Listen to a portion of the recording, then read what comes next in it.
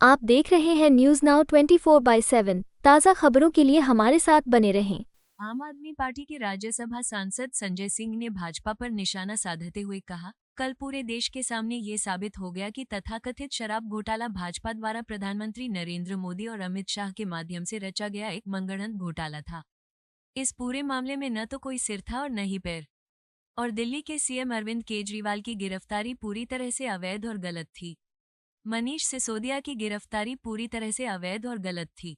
मेरी गिरफ्तारी पूरी तरह से गलत और फर्जी और झूठी और अवैध थी। सभी पत्रकार बंधुओं को नमस्कार। कल ये साबित हो गया पूरे देश के सामने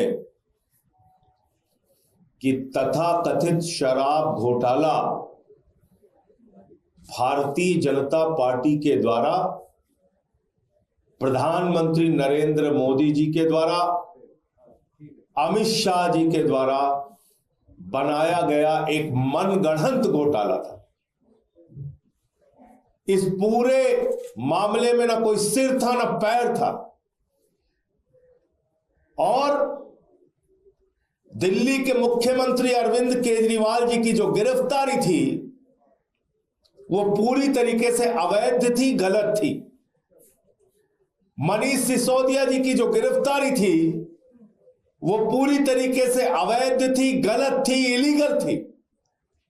मेरी जो गिरफ्तारी थी वो पूरी तरीके से गलत थी, फर्जी थी, झूठी थी, अवैध थी।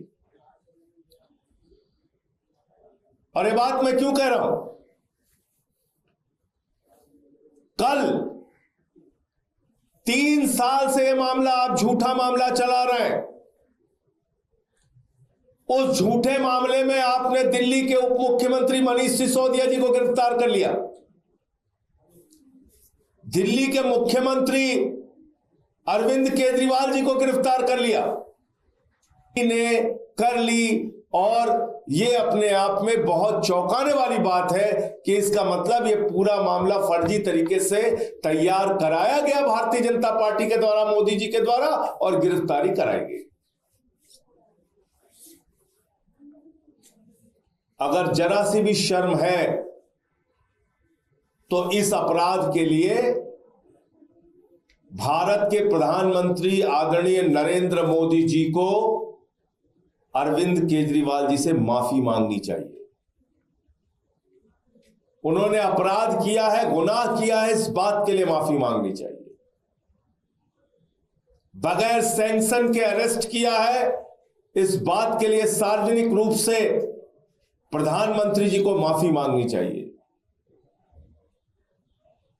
और मुझे लगता है कि ये अब बताने की जरूरत नहीं कि पूरा मामला राजनीतिक दुर्भावना से प्रेरित था, राजनीतिक दुर्भावना के कारण बनाया गया था। इसमें दूर दूर तक कोई सत्यता नहीं थी और गिरफ्तारी पूरी तरीके से अवैध थी, गलत थी।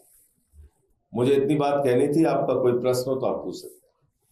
सर, क्लॉज भी हालांकि सुप्रीम कोर्ट के वर्डिक्ट के बाद आया था, तो ऐसे में सैंक्शन लेने की कोई जरूरत एजेंसीज को पहले थी नहीं। टेक्निकली तो ये मामला बनता है। देखिए, ऐसा है, सैंक्शन लेने की जरूरत होती ही होती है। इसलिए मुझे लगता है कि अगर ईडी ने बगैर, आप एक मुख्यमंत्री को बगैर सैंक्शन के अरेस्ट कर लेंगे, ये अपने आप में ही सामान्य बात लगती है क्या? Issue as one of the grounds in the Supreme Court also saying that the entire case has to be squashed because there was no prosecution sanction. So what is happening in that front right now? Are you वो court उसके बारे में तय करेगा, उस पर मैं कोई टिप्पणी नहीं कर सकता। But are you still moving forward in that direction in the court? जो मामला कोर्ट में है उसमें कोर्ट में बात करेंगे ना। मैं तो बात कर रहा हूं लीगैलिटी की।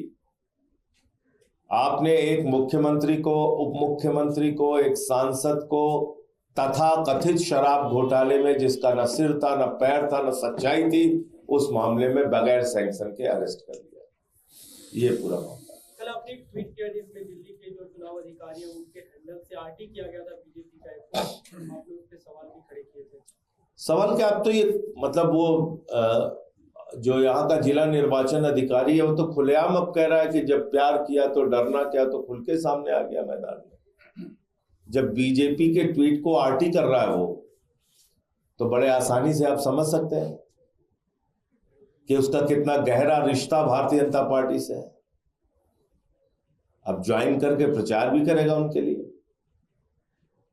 जिस आदमी को चादरें बट रही नहीं दिख रहा है, पैसा बट रहा है नहीं दिख रहा है, जूता बट रहा है नहीं दिख रहा है, वीडियो बना के सामने खुद प्रत्याशी लेके आ रहा है, चश्मा बांटने का खुद ट्वीट कर रहा है, ये हुआ ही नहीं।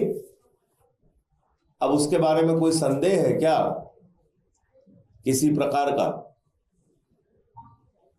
कि उसने कोई कमी छोड़ रखी है अपनी ओर से बीजेपी के साथ उसके रिश्तों में?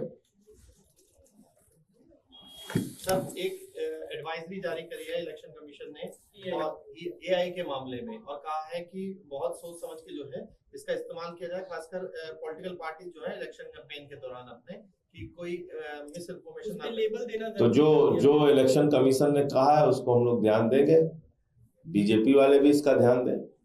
सर, आप लोग बीजेपी पे मैथिली समाज, पूर्वांचली समाज का अपमान करने का आरोप क्यों लगा रहे हैं, और आज कोई विरोध प्रदर्शन की भी तैयारी है क्या?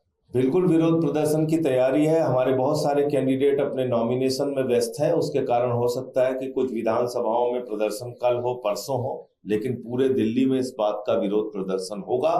और ये कोई सामान्य बात नहीं है। एक राष्ट्रीय चैनल पे मैथिली ब्राह्मण समाज के पूर्वांचल के विधायक बिहार के से आके जिस आदमी ने श्रम परिश्रम करके अपना संघर्ष करके दिल्ली में 2 बार विधायक बने, ऋतुराज झा जी, उनको टीवी चैनल पे पूरे देश के सामने, दुनिया के सामने बीजेपी के प्रवक्ता शहजाद पूनावाला ने गाली दी, और इतनी अभद्र गाली कि मैं आपके कैमरे के सामने बोल भी नहीं सकता। क्या ये मैथिली ब्राह्मण समाज का अपमान नहीं है? क्या ये पूर्वांचली समाज का अपमान नहीं है?